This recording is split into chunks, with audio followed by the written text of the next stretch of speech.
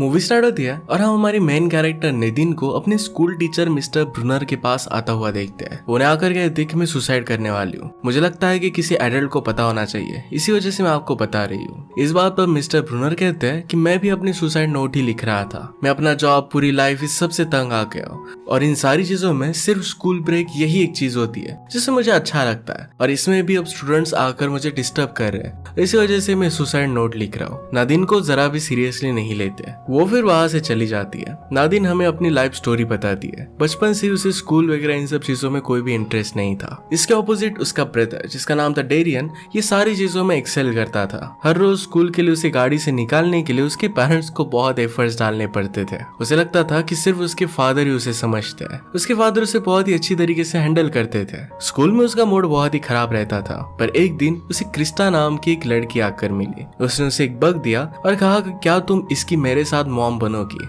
वो दोनों मिलकर इस बग का ख्याल रखने वाले थे, पर ब्रेक में ही नादिन ने उस बग को अपने कंपास में डाल दिया और इस वजह से उसकी डेथ हो गई। इस ट्रेजेडी को एक दूसरे के साथ वो सफर करती है। यही से उनकी फ्रेंडशिप स्टार्ट हो गई थी। हमेशा एक दूसरे के साथ वो टाइम स्पेंड करती। कभी कभी क्रिस्टा का घर का माहौल अच्छा नहीं होता था तो एक दूसरे को सपोर्ट करती थी। ऐसे ही अब वो टीनेजर बन गए। नादिन के फेस पर पिंपल्स आ रहे थे और इस वजह से वो बहुत ही ज्यादा अपसेट हो गई थी। पैरेलल में उसका ब्रदर डेरियन बहुत ही हैंडसम बन चुका था। उसे अपसेट लग रहा था तो नादिन के फादर उसे चीज बर्गर लेने के लिए लेकर जाते हैं। वो कहते हैं कि तुम्हारी लाइफ में सब कुछ अच्छा है, मैं तुमसे प्यार करता हूँ, हर कोई तुमसे प्यार करता है और अब तुम्हें चीज बर्गर्स मिलने वाले हैं। इसके बाद वो गाना गाते गाते कार से जा रहे थे, पर तभी उनका एक्सीडेंट हो जाता है। नादिन के फादर की डेथ हो गई थी। अब इसके बाद से 4 साल गुजर चुके हैं। फादर के जाने के बाद 4 सालों में उन्होंने हील करने की बहुत ट्राई की है। नादिन ने हंसना छोड़ दिया था। आज के दिन क्रिस्टा के साथ फर्स्ट टाइम वो बहुत ही खुल कर हंसती है। नादिन को स्कूल के एक लड़के जिसका नाम था निक, उस पर एक बहुत बड़ा क्रश था। वो उससे बड़ा था और इसी वजह से उससे वो बात नहीं करता था। उसे हम मिस्टर ब्रुनर के क्लास में आता हुआ देखते हैं। उनसे कहते कि कल आपने जो चैप्टर सिखाया था उसमें आपने टीचिंग में गलती कर दी थी। वो नादिन से कहते हैं कि जब तुम लेक्चर में बैठी हुई थी तो क्या तब तुमने सोचा कि तुम्हें स्कूल के अलावा और भी तुम्हारी कुछ लाइफ होनी चाहिए। नादिन फिर जाकर अपने सीट पर बैठ जाती है। वहां पर एक लड़का जिसका नाम था अरविंद, ये उससे पूछता है कि तुम्हारा स्वेट शर्ट कहाँ से है। उसे बहुत पसंद आया था। नादिन उसके बारे में सोच रही थी और क्रिस्टा को भी स्कूल की बात बताती है। उसे उतना ज्यादा पसंद नहीं आया था। घर पर उसकी मदर एक वीकेंड के लिए रेडी हो रही थी। मदर ने फिर से डेटिंग स्टार्ट की थी। एक डेंटिस्ट के साथ एक वीकेंड के लिए आज वो जा रही थी। अब 2 दिन के लिए वो घर पर नहीं रहेगी तो नादिन को जो करना होगा वो कर सकती है। वो फिर डायरन को कॉल लगाती है और कहती है कि पूरा हाउस अब मेरा है, मुझे जो चाहिए आज वो मैं करने वाली हूँ। नादिन और क्रिस्टा दोनों मिलकर फिर बहुत एंजॉय करते हैं। नादिन बहुत ज्यादा ड्रंक हो चुकी थी। नाद में डेरियन अपने फ्रेंड्स को मिलकर पूल में एंजॉय कर रहा था। ड्रिंकिंग की वजह से नादिन की हालत खराब हो गई तो क्रिस्टा उसे सपोर्ट देती है। नादिन वही बाथरूम में सो जाती है। क्रिस्टा जैसे ही नीचे आई तो वहां पर डेरियन क्लीनिंग कर रहा था। उनकी पार्टी की वजह से घर जरा मेसी हो गया था तो क्रिस्टा भी उसे हेल्प करती है। सुबह नादिन उठी और जैसे ही वो डेरियन के रूम में गई तो उसने देखा कि क्रिस्टा और डेरियन ये दोनों एक दूसरे के साथ इंटीमेट हो रहे हैं। इस बात से वो बहुत ज्यादा डिस्टर्ब हो जाती है। क्रिस्टा ने नादिन से सॉरी कहा। वो कहती कि मुझे समझ में नहीं आया कि ये सब हुआ कैसे। नादिन बिना कुछ कहे वहां से जा रही थी। क्रिस्टा कहती कि प्लीज कुछ तो कहो। नादिन कहती कि इसमें तुम्हारी गलती नहीं थी। ये सब कुछ अपने ब्रदर डेरियन पर डालती है। वो जाकर डेरियन से कहती है कि तुम्हें जिम करनी पड़ती है, अपनी बॉडी पर काम करना पड़ता है क्योंकि बाकी लोग तुम में इंटरेस्टेड हो सके। तुम्हें कुछ पर्सनैलिटी नहीं है, मेरी फ्रेंड से दूर रहना। डेरियन कहता है कि तुम्हारी फ्रेंड्स नहीं है, सिर्फ एक ही फ्रेंड है। इसके बाद नादिन स्कूल में आई। स्कूल में उसे रियलाइज होता है कि उसने होमवर्क नहीं किया था। मिस्टर ब्रनर से कहती है कि मैं जरा अपसेट थी मेरे फादर की डेथ की वजह से और इसी वजह से मैं होमवर्क कर नहीं पाई। मिस्टर ब्रुनर पूछते हैं कि तुम्हारे फादर की डेथ को कितना समय हुआ है। नादिन कहती है कि 4 साल हो गए। वो कहते हैं कि फैमिली और रिलेटिव्स के पासिंग पर मैं सिर्फ 1 ही साल का समय देता हूँ, 4 साल तक तुम ग्रीव नहीं कर सकती। नादिन फिर डिसअपॉइंटेड होकर बैठ जाती है। वहां पर एरविन उसके साथ बात करता है, उसे वीकेंड के बारे में पूछता है। नादिन कहती है कि मेरा वीकेंड बहुत ही बोरिंग था। अरविंद कहता है कि मैं मेरे फ्रेंड्स के साथ गोल्फ कर रहा था। नादिन को इंटरेस्टिंग लगता है तो अरविंद पूछता है कि क्या तुम मेरे साथ गोल्फिंग के लिए चलोगी। वो उसके साथ अकेला जाना चाहता था पर नादिन कहती है कि हमें ग्रुप में जाना चाहिए। इसके बाद स्कूल में डेरियन और क्रिस्टा दोनों फिर से मिलते हैं। डेरियन ने से कहा कि कल रात तुम्हारे साथ स्पेंड कर मुझे बहुत अच्छा लगा। क्रिस्टा भी यही बात कहती है। वो दोनों फिर से मिलने का प्लान बनाते हैं। स्कूल के बाद नादिन और क्रिस्टा मिलते हैं और क्रिस्टा नादिन को सारी सिचुएशन एक्सप्लेन करने का ट्राई करती है। नादिन बहुत ही ज्यादा अपसेट थी। नादिन कहती कि तुम्हें मेरे ब्रदर के साथ ऐसा करना ही नहीं चाहिए था। वो क्रिस्टा को कुछ भी बोलने नहीं दे रही थी। क्रिस्टा कहती कि इससे हमारी फ्रेंडशिप में कुछ भी फर्क नहीं पड़ेगा। मैं और डेरियन पार्टी में जा रहे हैं, तुम भी फ्राइडे को हमारे साथ चल सकती हो।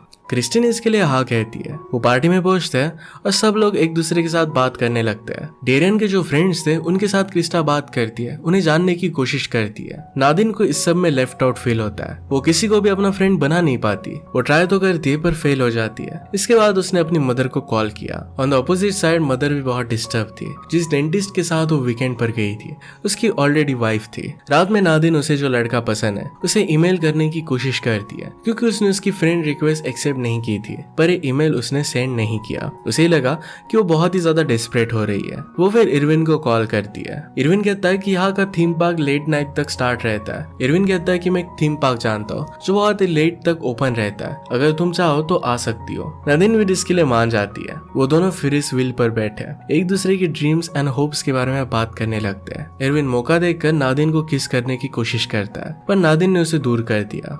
वो फिर इस बात को भूल जाने का डिसाइड करते हैं। साथ में मिलकर मिनी गोल्फ खेलते हैं। नादिन उसे कहती है कि मुझे तुम बहुत ही मैच्योर लगते हो। अगले दिन स्कूल में क्रिस्टा नादिन से बात करने की कोशिश करती है। नादिन उसे कहती है कि मैंने एक ऑब्जर्व किया था कि जब तुम अपने फ्रेंड्स के साथ थी तो तुम मुझे पूरी तरीके से इग्नोर कर देती हो। मेरे ब्रदर को तुम डेट नहीं कर सकती, तुम्हें हम दोनों के बीच में किसी को चूज करना पड़ेगा। क्रिस्टा ये चीज करना नहीं चाहती थी और इसी वजह से उसे वही छोड़कर चली जाती है। घर आकर अपने ब्रदर से नादिन बात करती है। कहती कि जब फादर की डेथ हो गई थी तो तुम बहुत ही सैड रहते थे। एक रात मैंने तुम्हें देखा तो पूरी रात तुम रो रहे थे। तुम्हारी पिलो पूरी तरीके से गीली हो गई थी। मैंने फिर अपने पिलो से उसे एक्सचेंज कर दिया था। मैं तुम्हारा बहुत ही केयर करती थी और तुम मेरे साथ ऐसा कैसे कर सकते हो। डेरियन कहता है कि तुम बहुत ही सेल्फिश हो। इस तरीके से फादर को इन सारी चीजों में तुम्हें नहीं लाना चाहिए था। वो दोनों एक दूसरे के साथ झगड़ने लग गए और उनकी मदर को आकर उन्हें छुड़ाना पड़ता है। मदर डेरियन को ही डांट रही थी। डेरियन कहता है कि आप हर बार मुझे ही क्यों बताती हो। मदर कहती कि तुम ही सिर्फ मेरी सुनते हो। नादिन फिर उसे जो लड़का पसंद था वो जहाँ पर काम करता था वहां पर वो पहुंच जाती है। उससे वो बात करने की कोशिश करती है। उसे जो चीज नहीं चाहिए थी वो भी वो मांग रही थी और फिर खुद ही एडमिट कर लेती है कि वो सिर्फ उसे मिलने के लिए आई थी। निक उसके बारे में जान लेता है और फिर उसे इग्नोर कर वहां से वो चला गया। अगले दिन नेदिन की मदर उसे कहती है कि हर रोज मैं तुम्हें स्कूल पर नहीं छोड़ सकती। तुम्हारे और क्रिस्टा के बीच में जो भी चल रहा है उसे सॉर्ट आउट कर लो।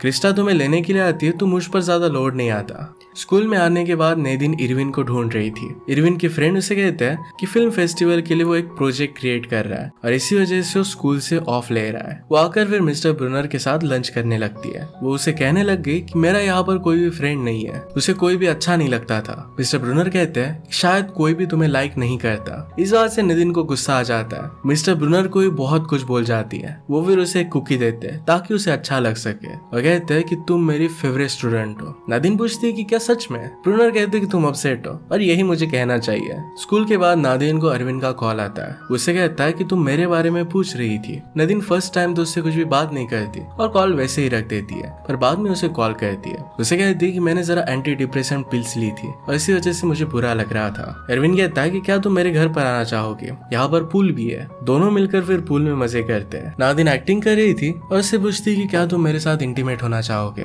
और इसके बाद वो हंसने लग गए। एरविन को सीरियस लगा था और इसी वजह से वो जरा अपसेट हो जाता है। उसे कहता है कि तुम्हें इस तरीके की बातें अपने फ्रेंड से नहीं करनी चाहिए। नादिन फिर उसे सॉरी कहती है। इसके बाद वो एक दूसरे के साथ हैंग आउट करते हैं। अरविंद एक्चुअल में बहुत ही अच्छी ड्राइंग करता था। अपने ड्राइंग के प्रोजेक्ट से वो फिल्म बनाने वाला था। उसके पेरेंट्स 3 मंथ्स के लिए घर पर नहीं थे, पर फिर भी वो कुछ पार्टी वगैरह नहीं करता। अपने गोल्स पर वो फोकस्ड है। वो दोनों एक दूसरे के साथ बहुत अच्छा टाइम स्पेंड करते हैं। अगले दिन नादिन को स्कूल पर छोड़ने के लिए उसकी मदर आई। गाड़ी से निकलने के बाद नादिन क्रिस्टा को देखती है। उसे स्कूल में नहीं जाना था। मदर के पास उसे कार से निकालने के लिए टाइम नहीं था, तो अपसेट होकर कहती है कि तुम मेरे साथ काम पर आ रही हो। वहीं पर बैठे बैठे नादिन बोर हो जाती है। अपनी मदर को तंग करने लग गई। मदर नादिन से कहती है कि जिस तरीके से तुम बड़ी हो रही हो इस बात से तुम्हारे फादर बहुत ज्यादा डिसअपॉइंटेड होते हैं। नादिन इस बात से गुस्सा होकर अपने मॉम की कार लेकर वहां से भाग जाती है। वो डायरेक्टली निक को मैसेज कर देती है कि तुम मुझे बहुत अच्छे लगते हो। उसके साथ इंटीमेट होने के बारे में उसने वहां पर लिखा हुआ था। इस मैसेज को सेंड नहीं करने वाली थी, पर गलती से सेंड हो जाता है। तुरंत बाद इस डिसीजन को रिग्रेट करने लग जाती है। वो डायरेक्टली मिस्टर ब्रूनर के पास आती है तो उनसे कहती है कि क्या आप कुछ नहीं कर सकते, उसका फोन वगैरह ले लो। वो चाहती थी कि वो मैसेज ना पढ़े, वो बहुत ज्यादा टेंस हो जाती है। मिस्टर ब्रूनर उसे कहते हैं कि सब कुछ ठीक हो जाएगा। उसे उन्होंने पैसे दिए और कहते हैं कि जाकर आइसक्रीम वगैरह खाकर आओ। नादिन को उसकी मदर का कॉल आता है पर इसे वो इग्नोर कर देती है। थोड़ी देर में नादिन को निक का मैसेज आ जाता है। वो कहता है कि ये मैसेज बहुत ही क्यूट था, अगर तुम रात में हैंग आउट करना चाहती हो तो आ सकती हो। ये मैसेज देखकर नादिन बहुत ही खुश हो जाती है। घर पर आकर वो अच्छे से रेडी हो जाती है, पर इस सब में उसने अपनी रूम का मेस कर दिया था। जब फ्रस्ट्रेटेड होकर उसकी मदर घर पर आई तो देखती है कि नादिन का रूम पूरी तरीके से तहस नहस है। इस बात से वो बहुत ज्यादा गुस्सा हो जाती है। आज रात डेरियन और स्टाफ अपने फ्रेंड्स के साथ पार्टी कर रहे थे, तभी डेरियन को उसकी मदर का कॉल आता है। नादिन के साथ जो भी हुआ था सब कुछ मदर उसे बताती है। मदर को सहारा देने के लिए डेरियन वहां से घर पर आ गया। क्रिस्टा भी उसे सपोर्ट करने के लिए वो भी घर पर आ गए। पैरेलल में नादिन और निक ये दोनों डेट पर जाते हैं। घर पर मदर बहुत डिस्टर्ब थी। डेरियन उन्हें संभालने की कोशिश करता है। डेरियन कहता है कि आप हमेशा मुझे ही क्यों कॉल करती हो। मदर को अपनी गलती रियलाइज हुई। वो कहती है कि मेरा तुम्हारे सिवा कोई और है नहीं। नादिन और निक फिर दोनों ही जगह पर जाते हैं। वहां पर निक उसे किस करने लगता है। वो डायरेक्टली उसके साथ इंटीमेट होने लग गया, पर नादिन उसे मना करती है। इस बात से निक बहुत ज्यादा गुस्सा हो जाता है। वो कहता है कि तुमने ही मुझे मैसेज किया था। नादिन को बहुत बुरा लगा और वहां से वो निकल जाती है। वो उसे लाइक करती थी और मैसेज गलती से चला गया था। उसे भी लगा था कि शायद निक भी उसे लाइक करता है। इसके बाद वो मिस्टर ब्रूनर को कॉल करती है। वो उसे अपने घर लेकर आते हैं।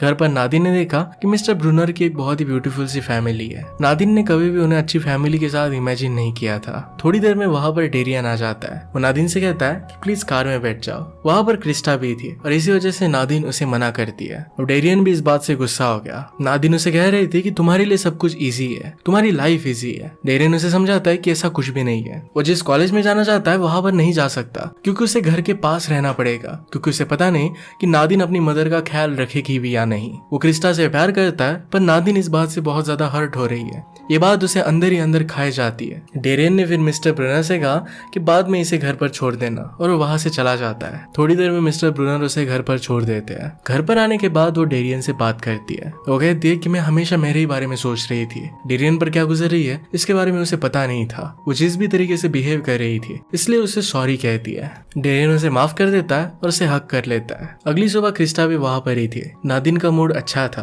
और उसे वो गुड मॉर्निंग कहती है। नादिन कभी भी इतनी जल्दी उठती नहीं थी। आज अरविंद की मूवी बाकी लोगों के सामने डिस्प्ले होने वाली थी और इसी वजह से उसने नादिन को भी बुलाया था। नादिन उसके लिए जल्दी उठकर वहां पर पहुंच जाती है। मदर उठी तो नादिन के लिए वरीड थी कि वो कहाँ पर है। नादिन उसे मैसेज कर देती है कि वो सेफ है। अब इसके बाद अरविंद की मूवी डिस्प्ले की जाती है। इसमें एक लड़का एक लड़की को बहुत प्यार करता है, पर वो लड़की हमेशा उसे इग्नोर करती है। उसके बाद उस लड़की को मॉन्स्टर से बचाता है। बचाने के बाद वो लड़की फिर से उसके पास आई, पर फिर वो उसे एक्सेप्ट नहीं करता। वो उससे मूव ऑन हो चुका था। नादिन समझ गई थी कि इरविन को जिस तरीके से वो इग्नोर कर रही थी ये ठीक नहीं था। वो अरविंद से बात करती है और कहती है कि अब मैं फिर से तुम्हें इग्नोर नहीं करने वाली। अरविंद के फ्रेंड्स वहां पर आते हैं और सब लोगों से वो बात कर रहा था, पर उनके ग्रुप में वो नादिन को भी सब लोगों से इंट्रोड्यूस करवाता है। नादिन सब लोगों में शामिल होकर बहुत ही खुश थी।